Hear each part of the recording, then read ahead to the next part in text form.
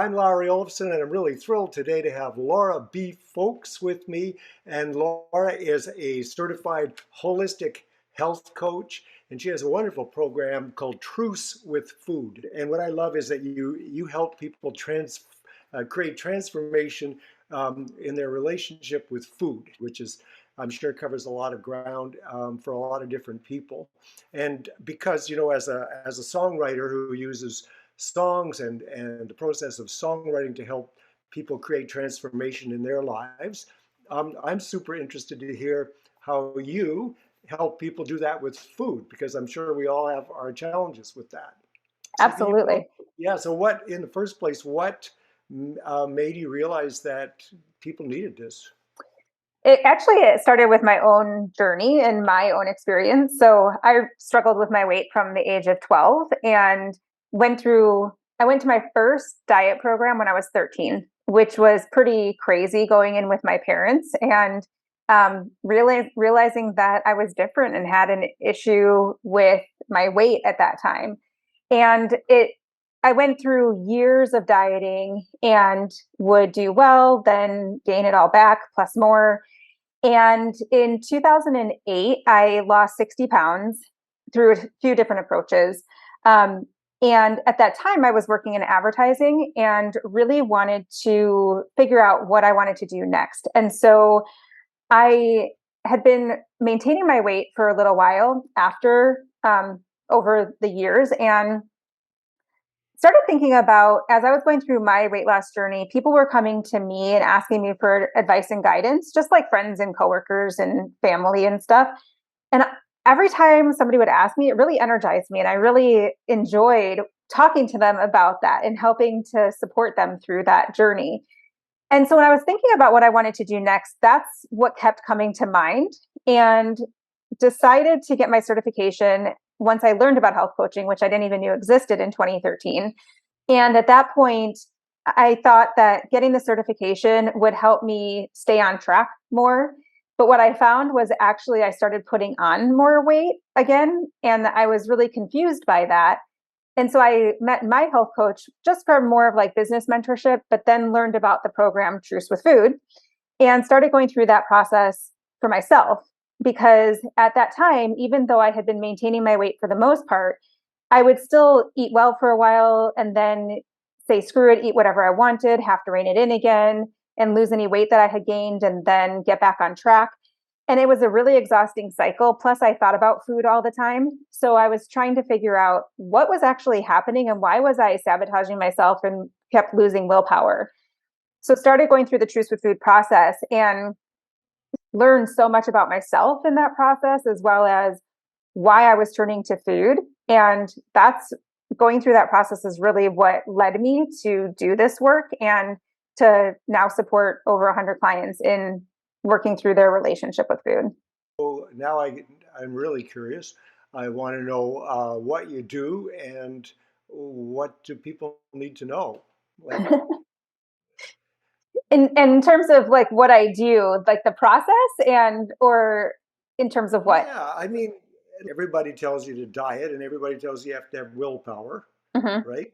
And I don't believe that's what you do, right? No, What's exactly. different? So we're really looking at food and how our eating is, or what you would consider a bad habit. So it can be around food, but it can also be around exercise or drinking or any, even mindless shopping, scrolling through social media. Any of that can really apply here. It's really looking at how those, what you would consider as a bad habit, are actually protective behaviors. And when I say protective, what we're looking at is where are you feeling vulnerable and emotionally at risk in some way? So that can be where your belonging might be at risk. A lot of people will say, oh, are you going to tell me what to eat or what not to eat? And we don't do that at all. It's really as we build our resiliency and have a little bit more agency and aren't feeling as at risk in all these different places in our lives, we don't need to turn to food. And so we might think we love food so much, which can be true. And it can also be that we're turning to food to numb out from feeling these deep emotional triggers or where we're feeling that risk or the deep vulnerability that we might be experiencing. As we start to shift that and are no longer feeling at risk, like as great of a risk, then the pull to food tends to decrease. And so I have potential clients that I talk to, or new clients that when we start working together, that I say to them, you'll naturally want to eat in alignment with your goals, and certain foods that you love, you may not love as much.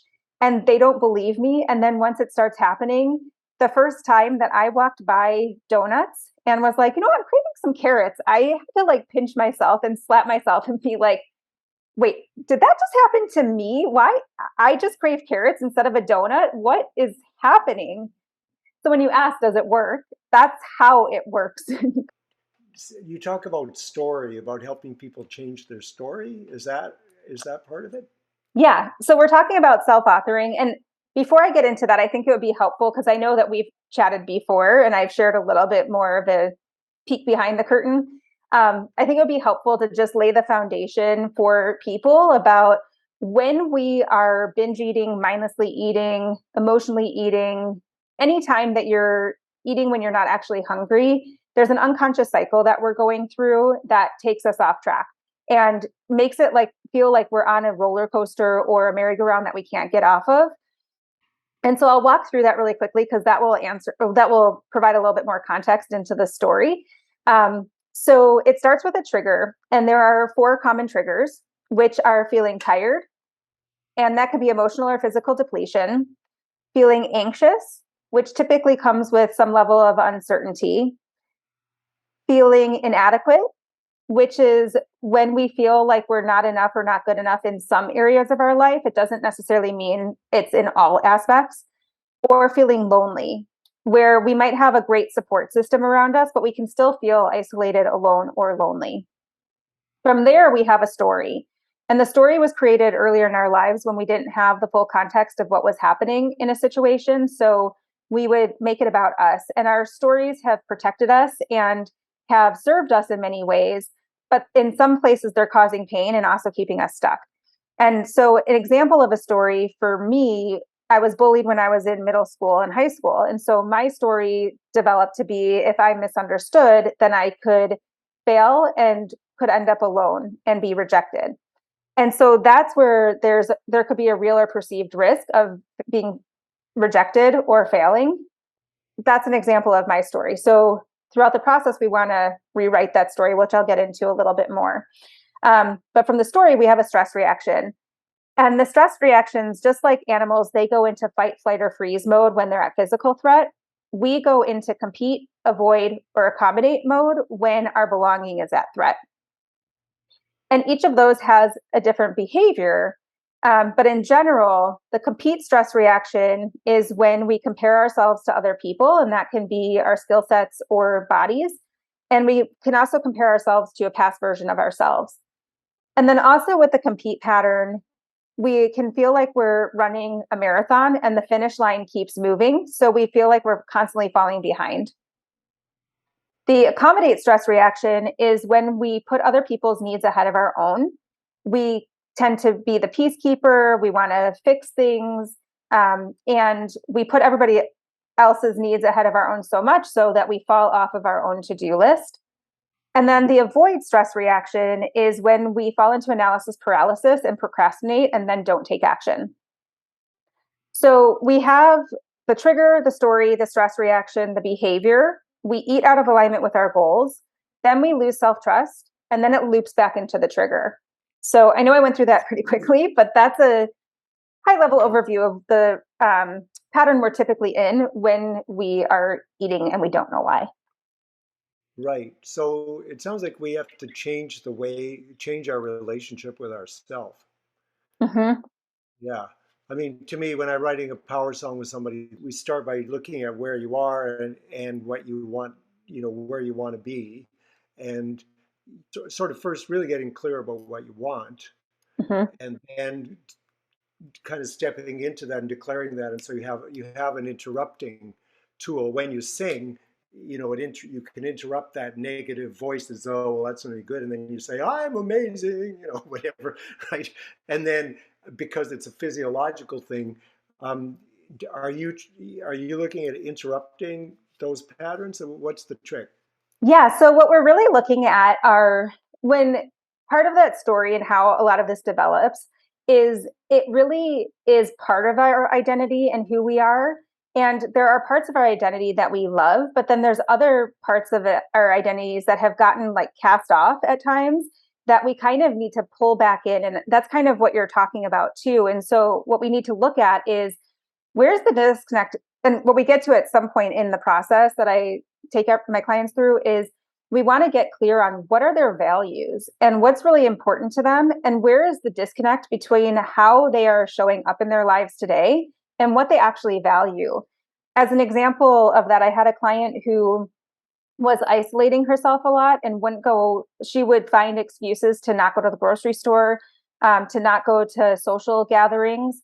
And when we identified her values are connection, collaboration, and community, she was like, oh my God, no wonder I feel so isolated and so out of alignment with like what's really important to me. And anytime she was feeling isolated or would turn down a social gathering, even it's like she had a competing commitment, right? Where she wanted to go because she likes the connection, but then because of how she was feeling in her body or about herself, she would stay at home, which then it's like there's friction there, right? And so those are the times that she would eat. So what we had to do was to test, and this is where we're talking about rewriting her story and self-authoring her story, is test to see what happens when she does go into those social situations and what's really important to her. If we know that collaboration, community, and connection is really important, what happens when she goes and connects with people?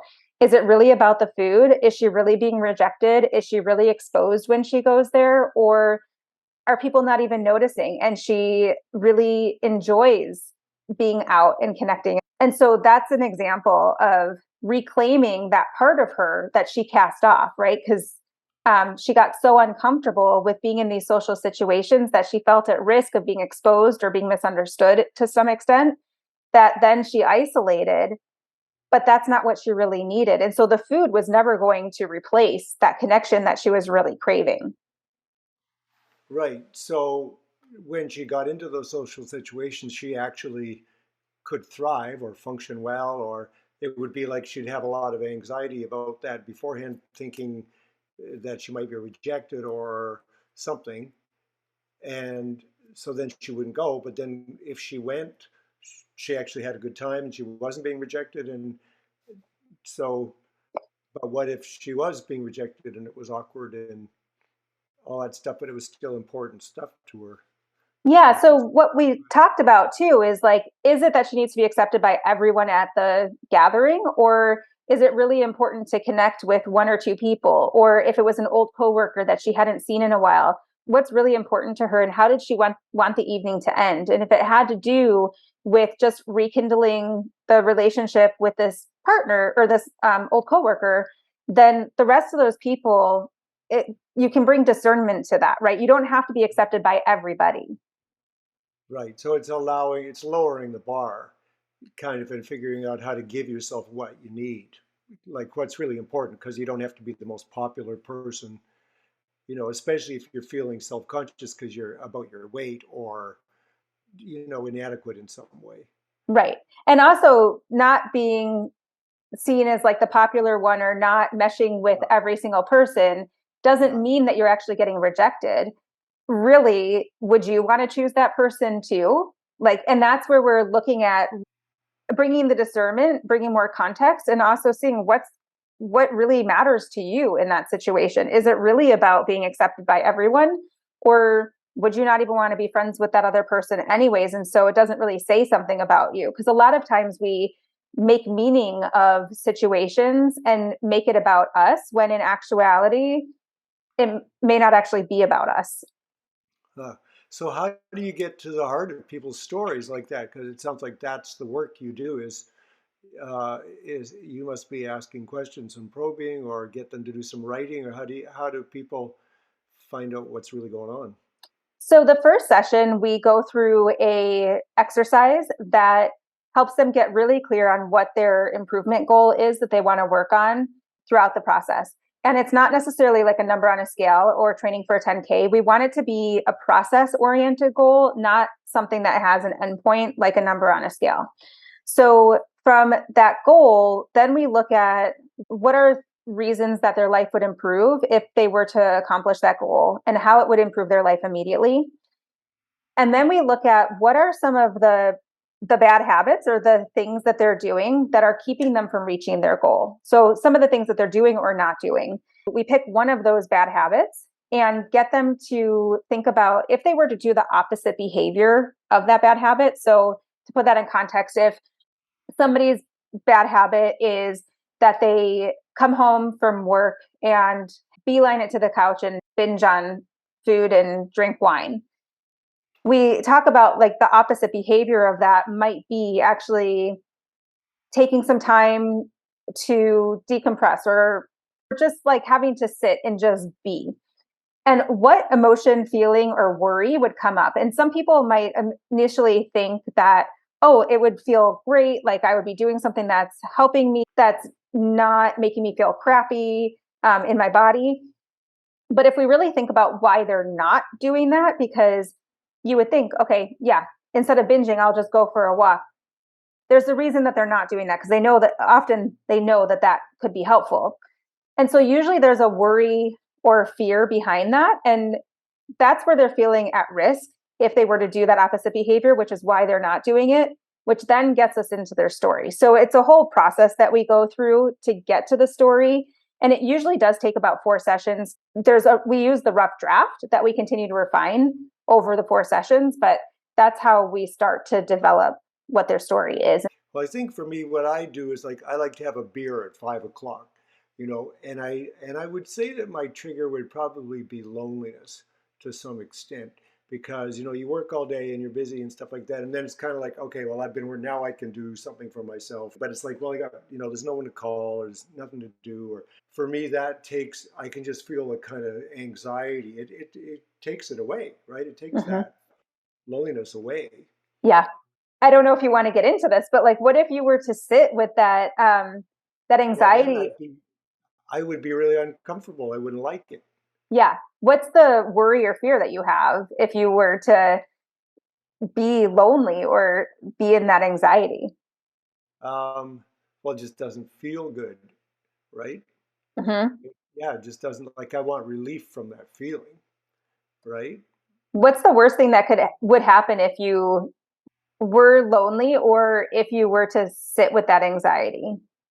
What's the worst thing that could happen? I don't And know. not logically, it's more emotional. More emotionally, um, I don't know. I might get bored after a while and start doing something. Like I went for a period of time where I couldn't drink, um, and I don't totally mind having one beer. It's just that when that leads to another one, then I don't really want to do that. But even I went for about a month where I couldn't drink, and it was like I really enjoyed it. And I would have it was like, man, I get so much done, and stuff, fun stuff, write songs, and play music in the evening, doing all these things that I wouldn't do, or maybe I go paddling, or you do like I was doing stuff that was more fun, you Yeah, know but I would say sitting with that initial discomfort is something that I don't really know because I don't do right. it. And so I mean, we could dig into that if we had a little bit of time. Like I would dig into it a little bit more and see what I the bet you actual, would, yeah. yeah. And that's, I'm always like having to stop myself. Um, but we would also look at what is the actual habit there. So the beer is a habit, but there's a reason for opening up that beer. And we started to dig into that where there's the anxiety or that feeling of loneliness. And we would go deeper into that to see what's really underneath that is contributing to using the beer as a way to avoid. And again, there's nothing wrong with having a beer, but it's really great that you even had that intuition of like, there must be a trigger that leads you to have that if it leads to having more and more. Right, and maybe it's not even loneliness, maybe it's disappointment because you haven't, accomplished as much as you want, not just in the day, but in your life, Yep. feelings of falling short or failure or whatever, those kinds of things where, it's kind of you kind of lighten up, you ease up on your judgments and your criticisms of yourself, and Yep. uh, So yeah, yeah, that's a perfect example of like the habit then is I drink a beer or I drink beer at the end of the day to not feel as disappointed or feel better about myself.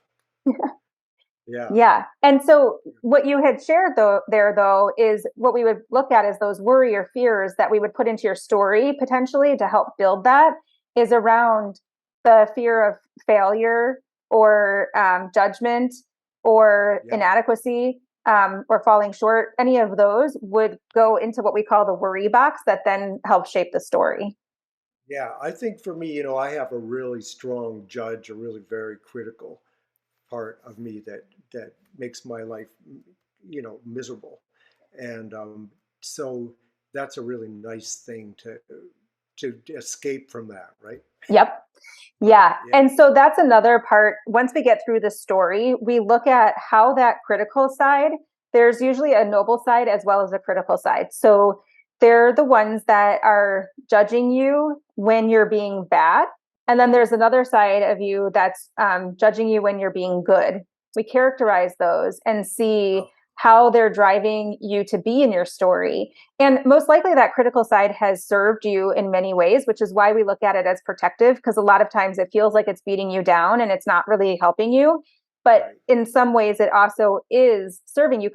I know for me and my protector, it has made me to be more empathetic but it would also make me defensive.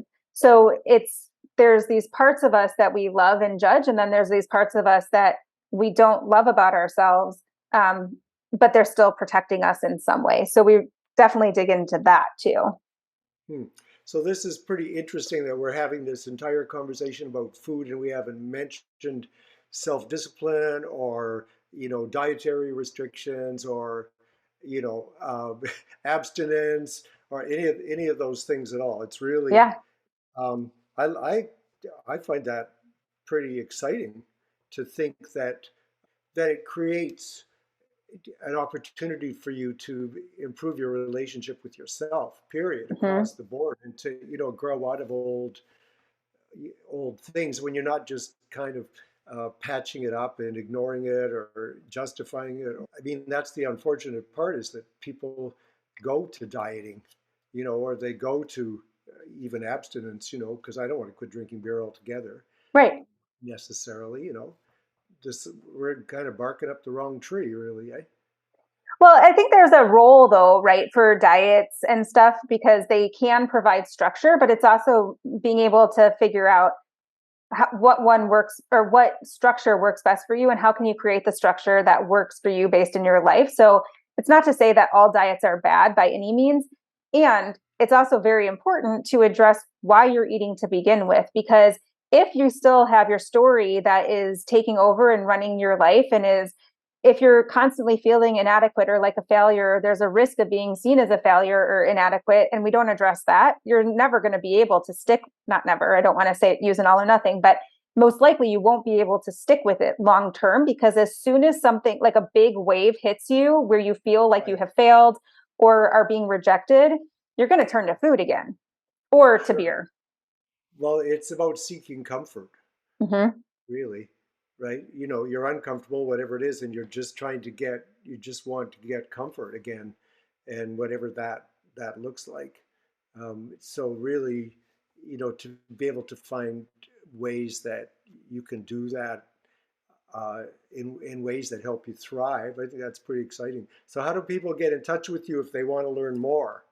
Yeah, well, really quickly, I mean, that's what I love about the work that you do and why we're talking, right? Is because the work that you do is help empower people and to help them heal, like take their healing even further through song and by empowering them through that and really helping them find out more about themselves. And so it's a great, like, it can be a really powerful tool in the work that my clients are doing too to help further their growth and their transformation with themselves around food and themselves or in their relationships and stuff.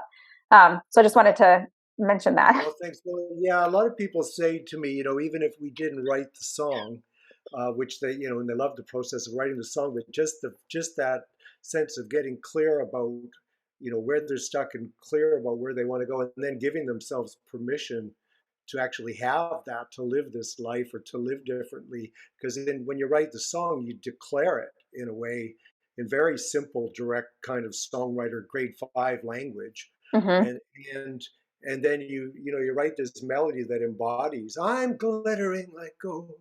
Like that's a pretty powerful thing for someone to say, and it's really powerful to sing it, especially for non-singers, because they have to get past judging their voice and whether they're in tune and all that, and none of that's relevant. But it's really, to me, the idea of having something that just gets you back on track and interrupts the negativity, and becomes a tool to help you reach those, to the next level, and reach breakthroughs and transformation, right? That's Hmm. I'm super interested in anything that does that. you know It seems like, because we talk about the nervous system too in Truce with Food, that the nervous system, when it's like on high alert, we need tools to help bring it down. And it seems like a power song is one of those things that can really help to regulate or bring back your nervous system, like have it settle a little bit, which is great yeah. to have those tools. Well, most of the worry and stuff, it's all anxiety. They call it the red zone, and it's all thinking. It's all negative thinking. And how do you get back into your body, into peace and harmony, and get out of your head, Hmm. and become more fully present. More fully alive, more fully yourself, right? So it's really hard to go, I'm depressed. Luck thing, you can't go somewhere over the rainbow. Like you just do this, and all of a sudden your physiology changes. You've got oxygen in your lungs. You've got more oxygen going to your brain. You're more upright, and all of the physiology of depression and anxiety is very small, and you're not seeing any possibilities, right? Hmm. So when I'm in that kind of like I just want a beer state, I'm not really, this is not who I am, Right. right? Not not really. I mean, I might be sometimes. I just want a beer. But you know what I mean? Chances are it's like, okay, it's a long day. Like I just need, give me a beer. You know Yep, what I mean? for sure. Yeah. Yeah, I love it. And I'm excited to chat with you more about your Yeah. work too, to bring that so that people can learn more about that. Okay. And so how do people get in touch with Laura B. Folks? Yeah, so my website is a great place to learn more. It's laurabfolks.com. And then you can also email me at laura@laurabfolks.com if you have any questions. And I also offer free 40-minute curiosity calls. So that's a great opportunity to talk about what your challenges are, what your goals are, and challenges around your relationship with food. And then because people are often thinking about this stuff a lot and don't have somebody that they can really talk to, it is a judgment-free space for you to just share what's on your mind and what's been going through your mind. And then we can chat about all of that. Yeah, I'm sure a lot of people feel this a little close to the bone, a lot of shame and, judgment around those kinds of issues. Yeah, But as long as absolutely. nobody watches this, then no one will know that I have a beer at 5 o'clock. And you know what? There's no judgment around that. And we can always talk about it and figure out Offline. your story. Okay, sounds good. All right, thank you, Laura B. Folks. Super fun to talk to you, and I hope lots of people reach out and chat to you and get some solutions. Thank you. Thanks so much for having me.